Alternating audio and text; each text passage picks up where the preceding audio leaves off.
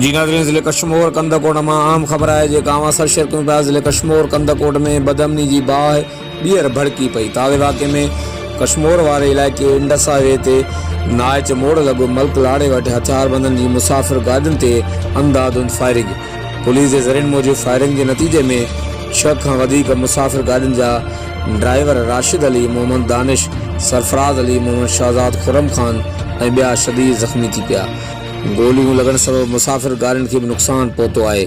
Police ज़रियनि जो वधीक चवणु आहे त ज़ख़्मियुनि खे मुख़्तलिफ़ इस्पतालनि ॾांहुं इलाज लाइ मुंतक़िल कयो वियो आहे। पुलिस ज़रियनि जो चवणु आहे त धाड़ियल समूरी गाॾियुनि खे फुर करण बैदि कुझु ड्राइवरनि खे अगवा बि करे विया आहिनि। वाक़े खां पोइ SSP कश्मीर कंदकोट जी हिदायतुनि ते पुलिस ऐं रेंजर्स जी वॾी नफ़री वाक़े वारे हंधि पहुती हथियारबंद वारदात बैदि फ़रार थी वञण में कामयाब थी विया। हर वक़्तु आगाह रहण लाइ ॾिसंदा रहो GTN वेब न्यूज़ कश्मीर।